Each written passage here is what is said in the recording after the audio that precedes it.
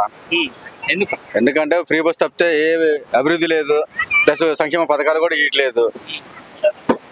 ఒక పెన్షన్ అటు పెంచుతున్నారు, 2 సంవత్సరాలు అవుతుంది, 1.5 సంవత్సరాల పైన అవుతుంది, అది లేదు. రైతు భరోసా, రైతు బంధు ఇస్తున్నాడు, రైతు బంధు కూడా సగం మందికే ఇచ్చాడు, పూర్తిగా ఇవ్వలేదు. ఎమ్మెల్యేలు ఎంపీలు మంత్రులు మాత్రం హెలికాప్టర్లు తిరుగుతున్నారు. అదేమంటే జనాలకి ఇబ్బంది పడుతున్నారు అనేసి, ట్రాఫిక్ వల్ల సమస్య అనేసి వాటికి మాత్రం డబ్బులు ఉన్నాయి, నిధులు ఉంటున్నాయి. తిరగడానికి ఢిల్లీ పోవడానికి నిధులు ఉంటున్నాయి.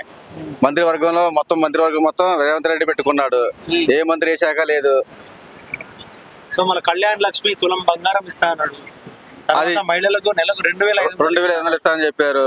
ఇంటర్మీడియట్ మహిళలకి స్కూటీ కొనిస్తున్నాడు, ల్యాప్టాప్లు కొనిస్తున్నారు, ఏది లేకుండా పోయింది. అంటే చాలా మంది ఏమంటారు అంటే ఇప్పుడే వచ్చారు కదా, కొంచెం టైం ఇవ్వండి. టైం అంటే ఇంకెంతకాలం కావాలన్నా? టైం అంటే సంవత్సరం పైన అవుతుంది, సంవత్సరం పైన అవుతుంది, ఇంకెంతకాలం కావాలి టైం అంటే? కేసీఆర్ పాలన ఎలా ఉంది? కేసీఆర్ పాలన అంటే డైరెక్ట్ గా 1 man army అన్నమాట. అప్పులు తెచ్చుకోవాలంటే తెచ్చుకుంటాడు, ఇది మన తెచ్చుకుంటే ఒకటే తెచ్చుకుంటాడు, పెడతాడు, లేదంటే తింటాడు, అయిపోతుంది. ఇది రేవంత్ రెడ్డి సొంత నిర్ణయం కాదు, కాంగ్రెస్ పార్టీ హైకమాండ్ ప్రతిదీ చెప్పాలి, చిన్న విషయం చెప్పాలి.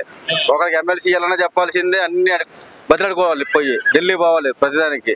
అప్పుడే చెప్పాడు, మీరు ఢిల్లీ పోయి అడుగు తినాల్సిందని చెప్పాడు అప్పుడే కేసీఆర్, ఎలక్షన్ ముందే చెప్పాడు. అది ఇప్పుడు నిజం అవుతుంది, అంతే ఏం లేదు. కేసీఆర్ ముందే చెప్పాడు. గవర్నమెంట్ దగ్గర పైసలు లేవని చెప్పేసి వైన్ షాప్లలో రేట్లు పెంచుతారని చెప్తారు, పెంచుకుంటా పోతారు కదా రేట్లు. అదేమంటే ఆర్గ్యం కావాలన్నారు. ఎలక్షన్ ముందాల వైన్ షాపులు తీపిస్తాము, బెల్ట్ షాపులు ఎత్తేస్తామని చెప్తా ఉంటారు. గెలిచిన తర్వాత మాత్రం వైన్ షాప్ ఆధారం అంటున్నారు. ఇక సో మరి నెక్స్ట్ ఏ గవర్నమెంట్ ఫామ్ అవుతుంది అంటే? నెక్స్ట్ టీఆర్ఎస్ గవర్నమెంట్ ఫామ్ అవుతుందన్న. TRS to BRS.